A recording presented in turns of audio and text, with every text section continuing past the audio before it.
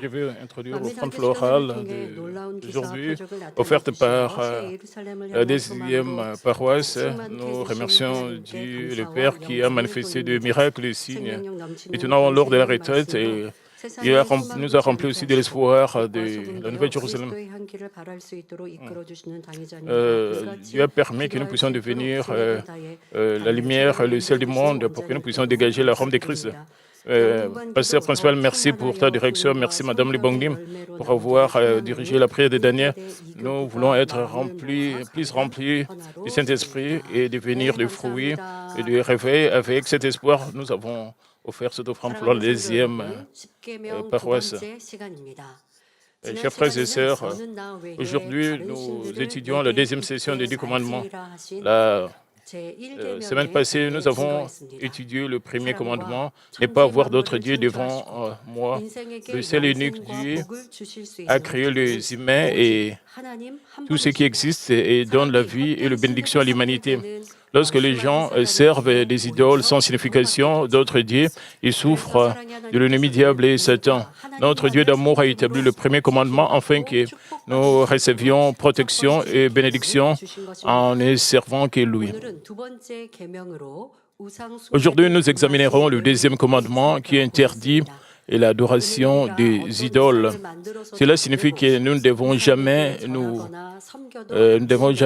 fabriquer une idole ni adorer aucune forme d'idole. Mais cela ne signifie pas simplement ne pas adorer des idoles fabriquées de nos propres mains. Que chacun prête attention à ces messages et prenne le temps de réfléchir.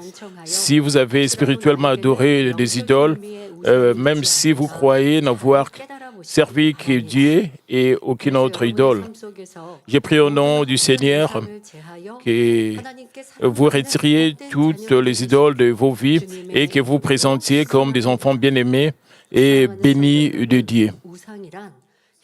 Chers frères et sœurs, une idole est une image ou une représentation d'un Dieu utilisé comme objet d'adoration. Qu'il s'agisse d'adorer quelque chose fait de bois, de pierre, de métal ou d'or, ou des ressemblances humaines d'animaux, d'insectes, d'oiseaux, ou de créatures marines, ou de corps célestes comme le soleil, la lune, les étoiles, ou d'un produit de l'imagination. L'idolâtrie consiste à créer de telles images et à les adorer.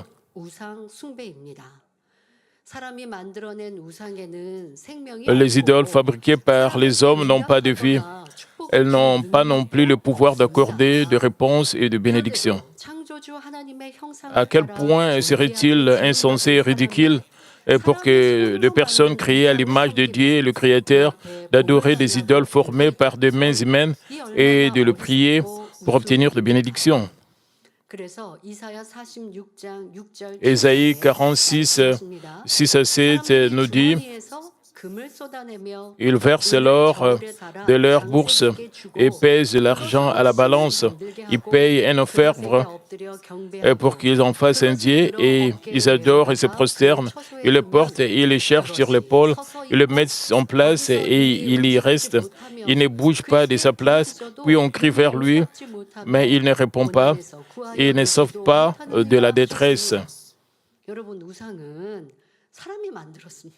Vous devez savoir, les idoles sont créées par les gens qui créent cela, ils appellent cela leur Dieu. Et combien cela est insensé et stupide. Les actes superstitieux et paranormaux, et comme le fait de porter des talismans et d'accomplir des sacrifices aux morts, sont également considérés comme de l'idolâtrie. Il y a des gens qui croient aux talismans et ils pensent que cela va leur apporter des bénédictions. Et c'est vraiment le contraire. Et donc certains croient que le talisman éloigne le désastre et apporte des bénédictions. En réalité, c'est tout contraire. Si vos yeux spirituels sont ouverts, vous verrez des démons sales et des esprits maléfiques attirés par le talisman et les idoles. Ce sont eux qui provoquent le désastre et les calamités. Il est important de se rappeler que ni l'autre et que Dieu ne peut apporter de bénédictions aux gens. Les idoles n'apportent que du désastre. Dans la dernière session, je vous ai aussi dit adorer le mauvais esprit. Les gens essaient d'adorer le mauvais esprit pour chasser le désastre, mais en réalité, temporairement, ils enlèvent les calamités. Cela semble comme cela, mais en réalité, ces mauvais esprits veulent être servis. Ils vont continuer à apporter des désastres, des calamités. Ils ne peuvent jamais vous apporter de bénédictions. Les bénédictions ne viennent que de Dieu, les réponses ne viennent que de Dieu. Et les mauvais esprits ne peuvent pas vous apporter toutes ces choses. Même si les gens servent le mauvais esprit, ils ne peuvent pas recevoir de bénédictions. Les gens peuvent dire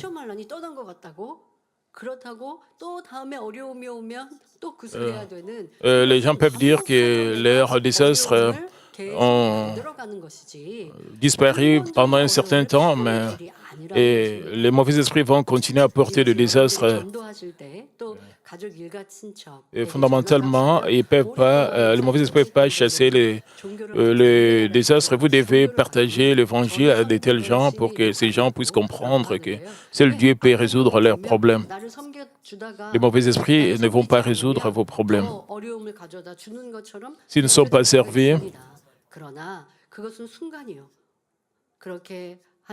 ils vont encore vous apporter des désastres.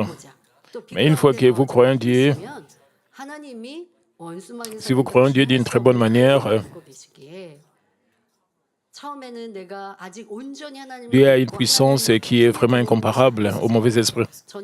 Même pour le nouveau croyant, ils peuvent être affectés par les idoles qu'ils servaient.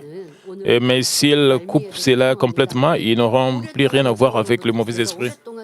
Puisqu'ils ont servi les idoles pendant longtemps, puisque aussi leurs ancêtres ont aussi servi des idoles plutôt, ils sont liés par ces cordons spirituels et à ces liens spirituels. Une fois qu'ils coupent ces liens spirituels, et quand ils essaient de vivre dans la lumière,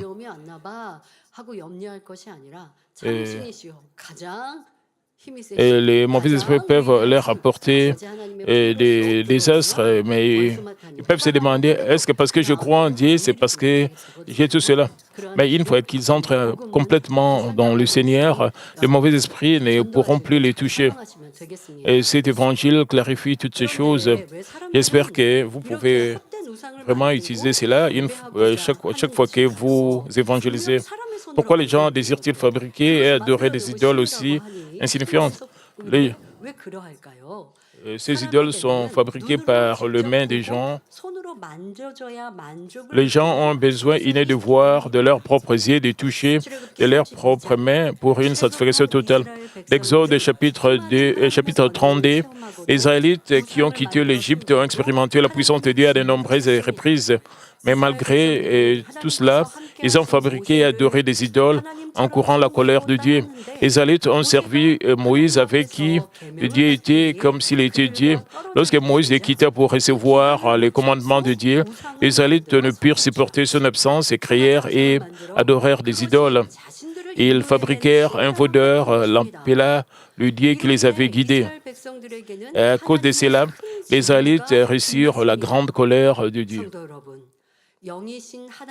Frères et sœurs, nous ne pouvons pas voir physiquement ni faire une image physique de Dieu qui est esprit.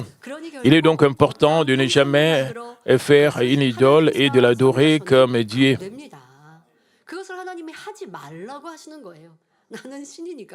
Dieu le Père nous demande de ne pas faire cela, nous ne devons pas fabriquer des idoles. Mais les gens, une nature, ils veulent voir avec leurs yeux, ils veulent toucher avec leurs mains. Les gens sont comme cela. Nous ne pouvons pas seulement appliquer cela aux idoles physiques, nous pouvons aussi appliquer cela à notre vie chrétienne. Et disons que vous avez expérimenté une grande œuvre de Dieu. C'est l'inspiration de notre cœur. Et combien cela reste dans notre cœur. D'autres ont des expériences physiques qui sont guéris des maladies. Ils rencontrent Dieu directement de cette manière. C'est ça la preuve du Dieu vivant. Même s'ils ont expérimenté cela, ils n'ont pas vu Dieu de leur propre. Avec le passage du temps, ils oublient au sujet de leur guérison. Ils recherchent ce qu'ils veulent voir avec leurs yeux, ce qu'ils peuvent toucher avec leurs mains. Et ça fait déjà un mois après la retraite d'été, vous étiez rempli de la grâce de Dieu. Après la retraite de Dieu, combien cette grâce est restée? Combien vous vous souvenez de cela? Qu'est-ce que vous gardez dans votre cœur?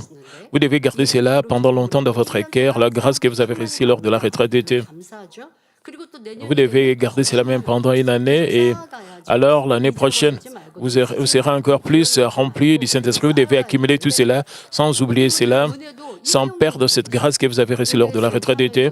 Mais pour certaines personnes, après avoir participé, ils ont versé de larmes, ils ont reçu la grâce de Dieu. Juste après un certain temps, leur cœur change. C'est la nature des hommes. Ils veulent voir de leurs propres yeux, ils veulent toucher de leurs propres mains. Mais la foi, c'est de croire ce qui n'est pas visible. Dieu appelle cela la foi. Mais pour certaines personnes, quand ils ressentent quelque chose, ils sont très contents. Mais ce qu'ils doivent faire, ils doivent maintenir cela et ils doivent rendre la grâce qu'ils ont reçue de la part de Dieu. C'est de cette manière que vous faites grandir votre foi. Vous devez maintenir cela. C'est pour cela que vous devez rester éveillé dans la prière. Vous devez prier chaque jour et le Saint-Esprit va vous aider. Les Israélites, ils étaient insensés. Ils ont fabriqué un veau d'or et ils ont appelé ces veaux d'or Dieu. Et ils pensaient que c'était ce veau d'or qui les a fait sortir du pays d'Égypte. Combien ils étaient insensés. Nous avons reçu la grâce de Dieu à travers le serment, à travers la louange, et le Saint-Esprit vous a donné l'inspiration. Nous avons expérimenté toutes ces choses. Une fois que nous quittons et nous allons dans le monde, nous avons tendance à oublier la grâce que nous avons reçue.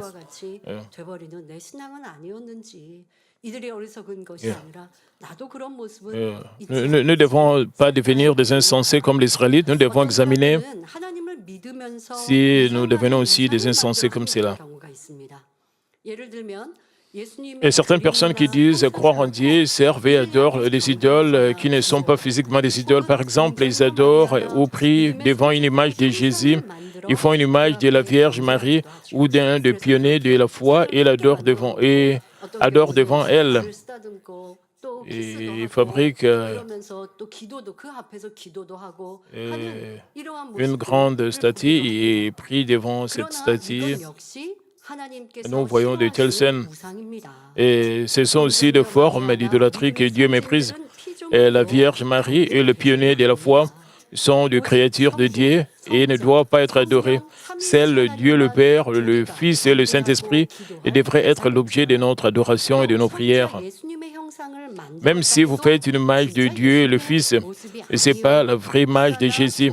Cela vient simplement de l'imagination de l'artiste ou du sculpteur et varie d'une personne à l'autre. Adorer et prier devant ces objets finissent par être des formes d'adoration d'idole. Et cependant, certaines personnes rejettent tellement l'idée d'idolâtrie qu'elles considèrent même la croix dans l'Église comme une idole. La croix n'est pas une idole, mais un symbole de l'Évangile auquel nous croyons. Jésus a porté la croix de bois et a versé son sang précieux. La raison pour laquelle nous regardons la croix est de nous rappeler son précieux sang et la grâce de la rédemption. La croix n'est ni objet d'adoration, ni une idole.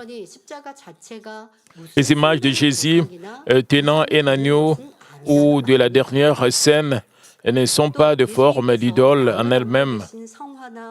Elles ne représentent que le fait que Jésus est le bon berger et dépeignent le ministère de Jésus. Et il ne s'agit pas d'adorer ou de prier ces images, mais tout acte d'adoration ou de prière devant une sculpture ou une image de Jésus signifie l'idolâtrie. Lorsque certaines personnes entendent parler du commandement de ne pas adorer d'idole, et elles prétendent que même Moïse a fabriqué une idole devant une photo. Et quand les gens servent des idoles et certaines personnes servent leurs ancêtres et se prosternent devant leurs ancêtres et brûlent des encens, ça c'est l'idolâtrie.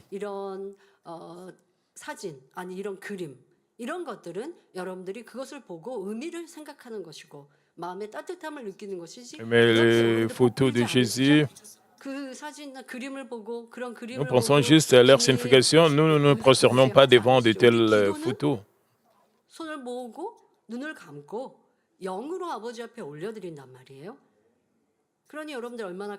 Nous prions en esprit et nous offrons notre prière à Dieu le Père.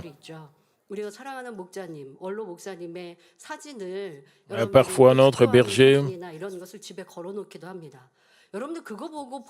d'autres personnes ont le photo de notre berger dans leur maison, mais nous n'adorons pas ces photos, les photos du berger, non. Nous ne faisons pas cela. C'est comme si vous avez des photos de vos bien-aimés dans votre maison, nous nous souvenons de cela, mais nous ne prions pas de telles photos.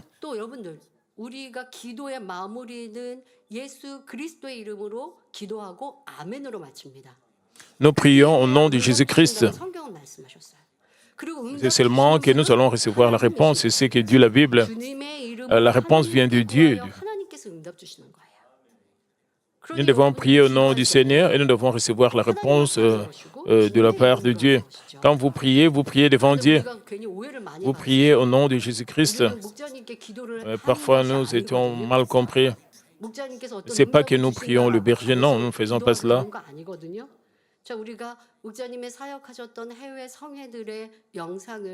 Nous pensons que le berger nous donne des réponses, non. Et nous montrons aussi le croisade du berger, parce que c'est l'histoire de Manmin. Cela montre les 40 ans de l'histoire de Manmin avec le berger. Mais nous ne prions pas le berger, nous prions Dieu le Père. Et nous nous souvenons de l'histoire de Manmin en vous montrant le croisade du berger. Et nous sommes fiers de beaucoup de choses. Nous nous souvenons de tous ces moments. Par exemple, lors de l'établissement de l'Église, nous parlons comment est-ce que l'Église Manmin a commencé. Et nous montrons le ministère du berger, c'est le ministère de Manmin. Quand nous glorifions Dieu, et nous sommes fiers de cela. C'est pour cela que nous montrons le scène du croisade du berger pendant la prière de Daniel, mais nous n'adorons pas cela. Qu'est-ce que le berger nous a dit? Il nous a dit de rejeter le péché, de ne pas aimer le monde et d'entrer dans la Nouvelle Jérusalem. Nous nous souvenons de ces paroles. Ce n'est pas que nous demandons de bénédiction au nom du berger, non. Nous ne prions pas devant la photo du berger, non. Ce n'est pas comme ça. Nous prions devant Dieu, nous demandons à Dieu et nous prions au nom de Jésus-Christ. 의인들은 사진이 아니죠. 의인들의 그림, 형상을 만들어 놓고 복비는 이러한 잘못된 문화, 우리는 그런 거 없었어요. 근데 오해를 많이 받았죠. Nous avons été très mal compris par d'autres personnes. Je pense que 그 말씀을 기억하시는 것 이런 부분들에 또 주의하시면 되겠습니다. 그런데 우상을 숭배하지 말라고 하면 어떤 사람은 lorsque certaines personnes entendent parler du commandement de ne pas adorer d'idole, elles prétendent que même Moïse a fabriqué une idole. Ils font référence à l'incident décrit dans Nombre 21, où les Israélites se sont plaints de Dieu, ont été mordus par des serpents brûlants. Lorsque de nombreux Israélites mouraient de morsures, Moïse fabriqua un serpent d'airain et le plaça sur une perche. Et tous ceux qui firent mordus survécurent s'ils obéissaient à la parole de Dieu et le regardaient. Dieu ordonna à Moïse de fabriquer un serpent d'airain, mais ce n'était pas pour que les gens adorent l'image. Dieu l'autorisa à préfigurer la venue de Jésus-Christ pour sauver les hommes de la malédiction de la loi. Juste comme les gens furent sauvés de la mort en regardant le serpent d'airain, ceux qui sont sur le chemin de la mort à cause de péché peuvent recevoir le salut et la vie lorsqu'ils croient et acceptent Jésus qui était pendu sur la croix comme le Seigneur. Ceux qui pensent à tort que Moïse a fabriqué une idole et ne comprennent pas du tout cette signification spirituelle.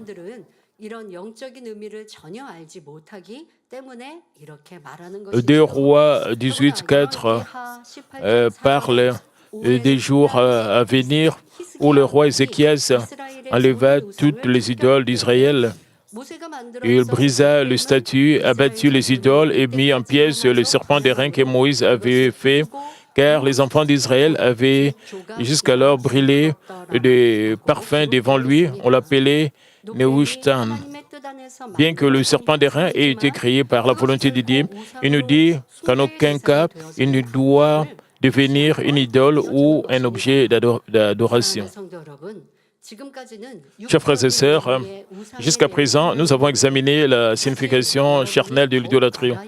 La chose la plus importante est la signification spirituelle intégrée à l'idolâtrie. La signification spirituelle d'une idole fait référence à quelque chose de plus aimé que Dieu. Vous ne commettez pas d'idolâtrie simplement en vous prosternant devant une statue de Bouddha ou une table de sacrifice. Si vous suivez votre désir charnel, aimez vos parents, votre conjoint, votre partenaire ou vos enfants plus que Dieu, c'est aussi une forme spirituelle d'adoration d'idole. Ceux qui se considèrent comme le premier et qui s'aiment le plus se font eux-mêmes une idole. Et cela ne veut pas dire que nous ne devons pas aimer les autres, mais seulement Dieu. Par exemple, il est tout à fait naturel que les enfants de Dieu d'aimer leurs parents dans la vérité.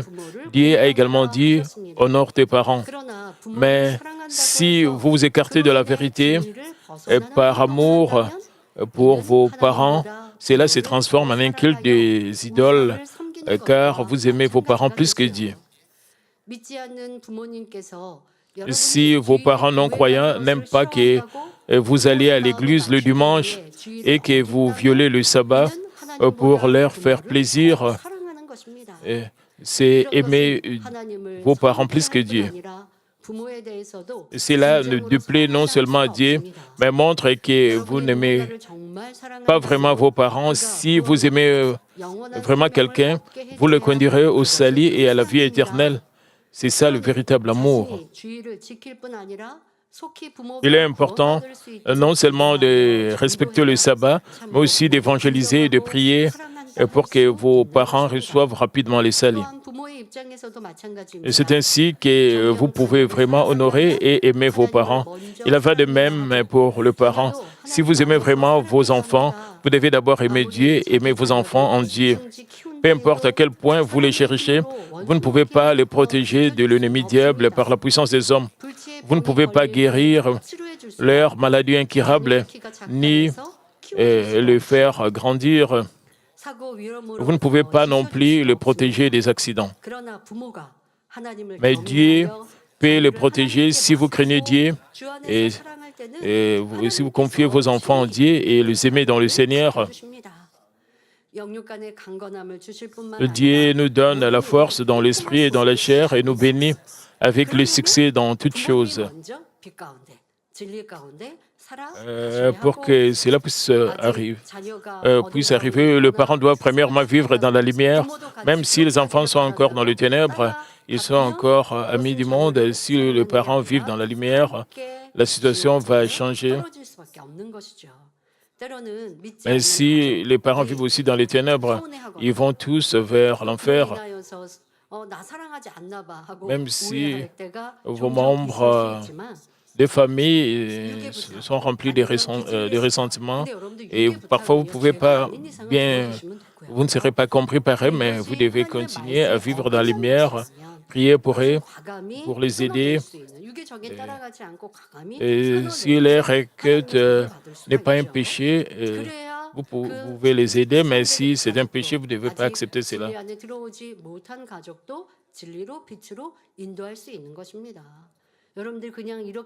Si vous êtes un très bon exemple, vous vivez dans la lumière, vous allez conduire les membres de votre famille aussi dans la lumière, ils seront sauvés. Mais si vous vivez dans les ténèbres, et vous allez aussi tomber en enfer. C'est pour cela que la Bible nous demande de couper et l'affection charnelle. C'est la même chose entre le mari et le mère.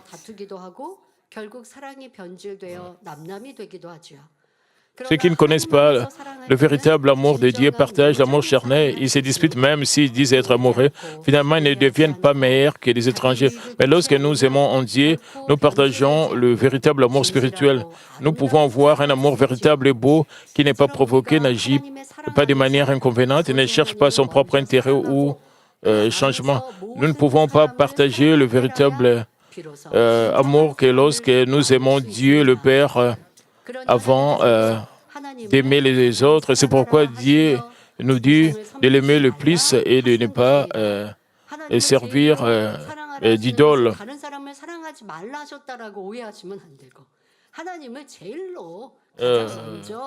Dieu nous demande de l'aimer en premier. Cela ne signifie pas que nous n'aimons pas aimer les autres.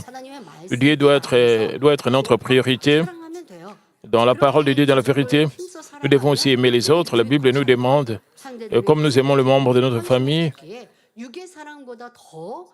et de cette manière, nous pouvons nous sacrifier nous-mêmes. Nous pouvons avoir un amour plus fort que l'amour charnel. Avec l'amour charnel, quand les choses ne sont pas dans votre intérêt, vous pouvez changer de cœur, vous pouvez changer d'avis. Vous pouvez changer d'avis. Mais si vous avez l'amour spirituel, vous n'allez pas avoir de conflits, vous allez rechercher l'intérêt des autres. C'est ça le véritable amour, la véritable joie. Sans comprendre cette signification spirituelle, on ne devrait pas dire, l'Église nous dit d'aimer seulement Dieu, pas la famille. Ma femme m'a amené à l'Église et j'ai écouté les sermons. Le prédicateur a dit que nous devons seulement aimer Dieu. Ce n'est pas comme cela. Si vous enfreignez le commandement de Dieu par amour de l'argent, de la gloire ou de la connaissance, cela se transforme également en une idolâtrie spirituelle. De nos jours, beaucoup de gens disent qu'ils croient en Dieu, mais aiment davantage des choses matérielles et ne respectent même pas le sabbat. Il y a aussi ceux qui enfreignent le commandement de Dieu pour maintenir leur renommée et leur pouvoir dans le monde. Si vous enfreignez le sabbat, vous faites des compromis avec le monde et ne vivez pas dans la vérité pour maintenir votre richesse, votre pouvoir et votre renommée. C'est aussi de l'idolâtrie spirituelle. Certaines personnes aiment les célébrités et autres personnages publics plus que Dieu en faisant d'eux des idoles.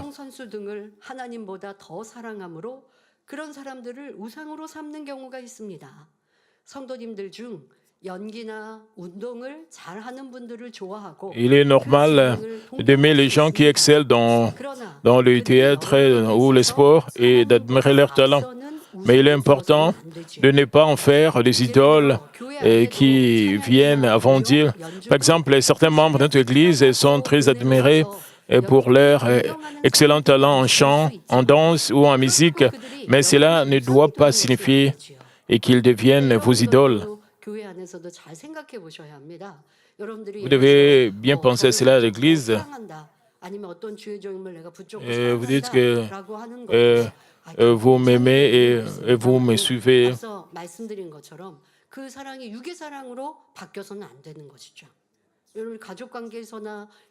Et cela ne doit pas changer en amour charnel.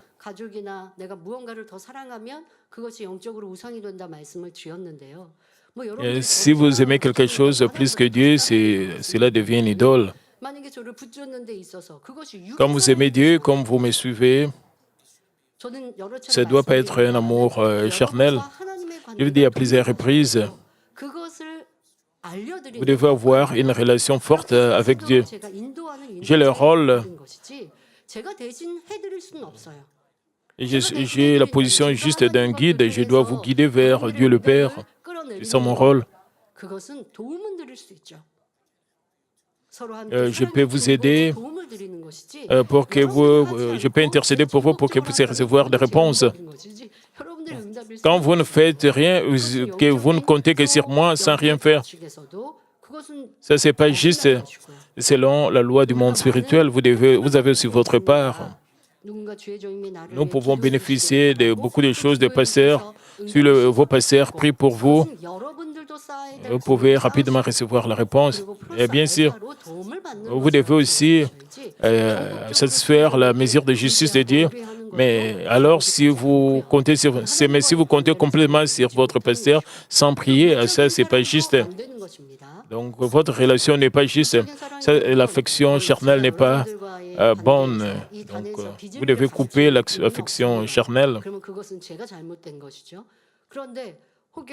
말씀을 인용해 놓고 제 생각이 들어간다든가 아니면 제 편리를 구한다든가 아니면 제가 어떤 힘든 일이 있어서 하나님의 말씀을 인용하면서 뭔가 그럴듯하게 제 편으로 제 유익되는 것으로 이렇게 한다. 이거는 여러분들이 Si je mentionne la parole de Dieu, 그런데 여러분들이 이것을 분별을 못 해요. 그리고 따라가고 있어요. vous devez bien discerner les choses. 제가 만약에 사적인 자리에서 Je vous donne un exemple. Je suis dans une réunion privée avec quelqu'un et je parle avec cette personne. Je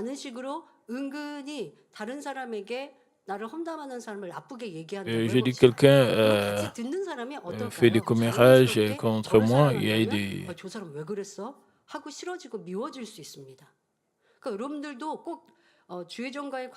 colportage dans votre relation avec le pasteur, avec les autres. Quand vous aimez quelqu'un, vous prêtez attention à ce que l'autre est en train de dire. Quand vous prêtez attention, vous devez discerner si quelque chose est vrai ou non. Vous les traitez bien, mais vous traitez les autres pas d'une très bonne manière. Vous devez bien discerner les choses.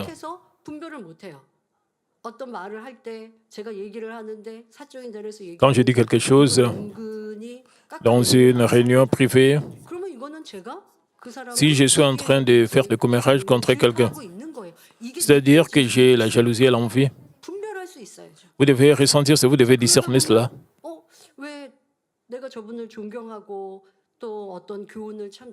Et vous devez penser,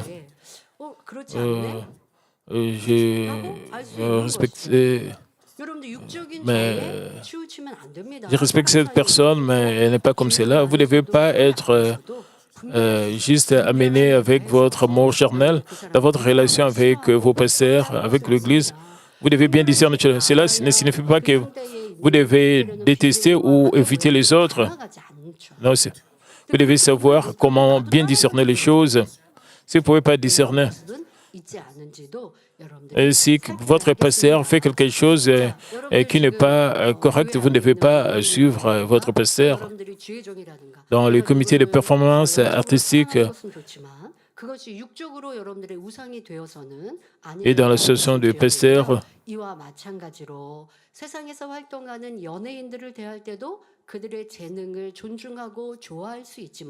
de même, vous pouvez respecter et admirer le talent des célébrités du monde, mais si vous aspirez aux choses du monde, le gardez toujours dans votre cœur, les aimer plus que Dieu, vous éloignerez progressivement de Dieu.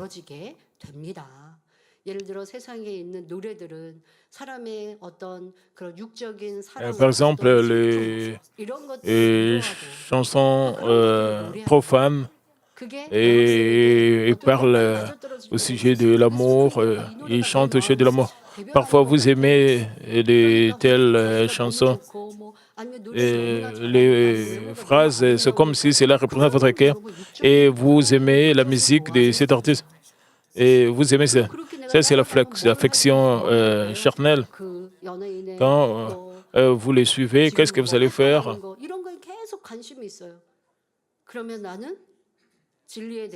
Vous vous intéressez à cet artiste, vous connaissez ses informations.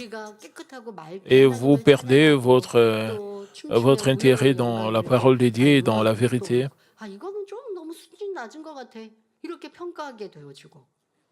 그러니까 여러분들이 내가 Et quand vous écoutez aussi le louange à l'église, vous pouvez comparer les phrases des louanges aux phrases de chansons de la musique profane. Vous devez bien discerner les choses. 너무 좋아하는 인형이나 소중히 여기는 물건이 있어서 거기에 온 Dieu n'est pas content. Il en va de même pour ceux qui possèdent des jouets ou des objets précieux. Si leur cœur est complètement emporté par eux, ils peuvent se transformer en idoles. 사람을 괴롭게 하는 그런 영화도 있거든요. 그러니까 그런 사례들이나 상황들이 Dans le monde, il y a aussi des films qui montrent les démons qui entrent dans des enfants. Ça peut être de l'imagination. 그 아이가 인형에게 너무 마음이 뺏겨서 뭐 예를 들어 엄마가 Il y a des petits-enfants qui aiment beaucoup leurs jouets et leurs cœurs sont emportés par leurs jouets, même quand leurs parents leur demandent de faire quelque chose et ils sont irrités parce qu'ils veulent seulement s'accrocher à leurs jouets. Vous devez tout discerner dans la vérité. Et nous devons toujours nous souvenir, si vous avez quelque chose que vous aimez plus que Dieu, cela devient votre idole. Même si cela n'est pas une idole, dans votre relation avec les autres, vous devez bien discerner les choses. Vous avez aussi besoin de la sagesse quand vous vivez avec les autres. Frères et sœurs, la seconde moitié d'Exode 25 et le verset 6e nous parle d'une bénédiction pour ceux qui obéissent au commandement de ne pas adorer les idoles et d'un avertissement pour ceux qui désobéissent. Car moi, l'Éternel, ton Dieu, je suis un Dieu jaloux qui punit l'iniquité du Père sur les enfants jusqu'à la 3e et la 4e génération de ceux qui me haïssent et qui fait miséricorde jusqu'à 1000 générations à ceux qui m'aiment et qui gardent mes commandements. Quand Dieu dit qu'il est jaloux, cela diffère de la jalousie humaine normale. La jalousie humaine vient de désir charnel. Elle est laide, sale et nuisible aux autres. Par exemple, si l'amour se refroidit entre un couple marié et que le mari trouve une autre personne significative, la femme peut devenir jalouse et essayer de lui faire du mal en se battant dans la colère et la haine. Elle les déshonorerait en informant les autres de ses méfaits. Certaines personnes intentent même un procès. Ce genre de jalousie, d'envie et de vengeance est lié à la jalousie de la haine, jamais à la jalousie de l'amour. Aimer votre partenaire en esprit signifie que vous examinerez d'abord vous-même et que vous réfléchirez à vos fautes au lieu d'entretenir une jalousie charnelle. Vous vous demanderez si vos actions étaient justes devant Dieu, si vous avez aimé et servi votre partenaire. Et au lieu de dire aux autres les erreurs de votre partenaire, vous rechercherez la sagesse de Dieu pour le faire changer d'avis. L'exemple typique, c'est Esther.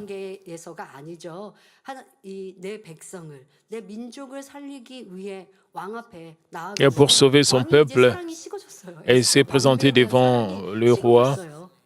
Elle s'est présentée devant Dieu. En réalité, l'amour du roi, avant d'aller vers le roi, elle a prié et le cœur de Dieu était touché et le cœur du roi était transformé. Vous devez examiner si vous parlez d'une mauvaise manière à votre mari, ou peut-être vous n'avez pas bien servi votre mari, vous avez négligé votre tâche, vous venez seulement à l'église comme femme sans préparer la nourriture pour votre mari.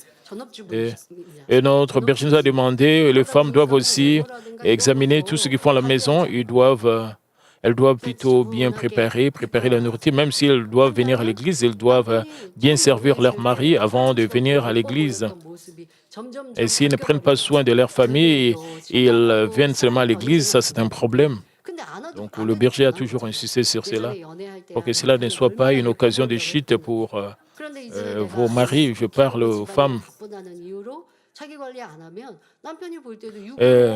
Les femmes étaient belles avant le mariage, mais quand elles sont mariées, elles remplissent soin de sa beauté parce que la femme est occupée à s'occuper de la maison, des enfants, et le mari peut être découragé.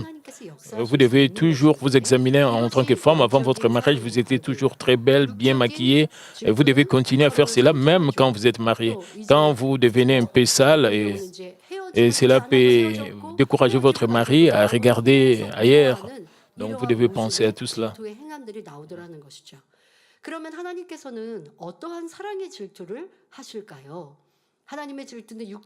Mes frères et sœurs, alors quel genre de jalousie, d'amour Dieu a-t-il?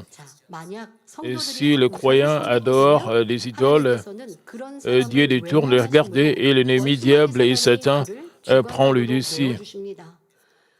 Ce n'est pas parce que Dieu leur donne le désastre, mais Dieu n'a pas d'autre choix que de livrer les croyants pécheurs à Satan conformément à la loi de la justice.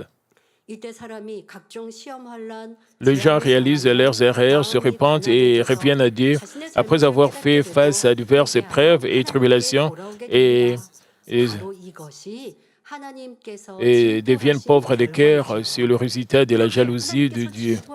La jalousie de Dieu aide ses enfants à suivre le chemin de la vie éternelle au lieu de marcher sur le chemin de la destruction à cause du péché. Et c'est une expression de son véritable amour.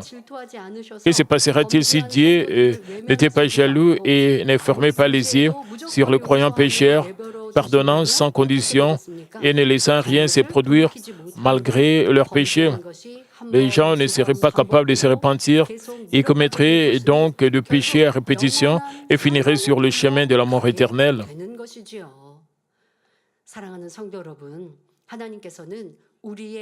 Chers frères et sœurs, Dieu est le Père, le Créateur, et qui a sacrifié même son Fils unique pour ouvrir la voie du salut à toute l'humanité. Il contrôle tout et accorde bénédiction à ceux qui le craignent. Néanmoins, lorsque les gens aiment et adorent des idoles au lieu de Dieu qu'ils doivent servir et honorer, c'est comme haïr Dieu et commettre une trahison devant lui. Et ceux qui haïssent Dieu en subissent les conséquences. Le péché est transmis à la 3e ou à la 4e génération.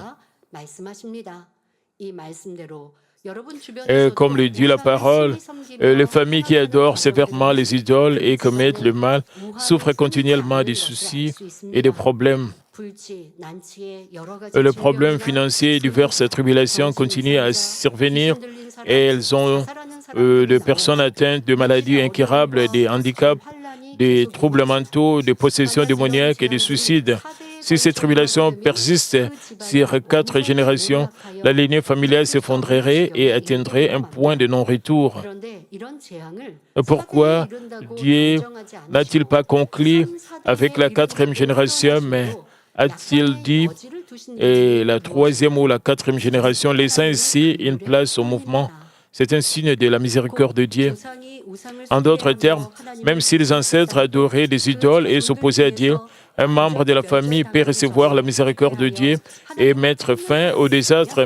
Et s'il se répand et cherche Dieu avant que la famille ne se désintègre. Cependant, il n'est pas facile pour les descendants de croire en Dieu s'ils ont des ancêtres qui se sont opposés à Dieu, ont sévèrement adoré des idoles et ont accumulé le mal. Même s'ils acceptent le Seigneur, il est difficile de vivre une vie de foi car ils sont spirituellement liés à leurs ancêtres. Pourquoi? Comme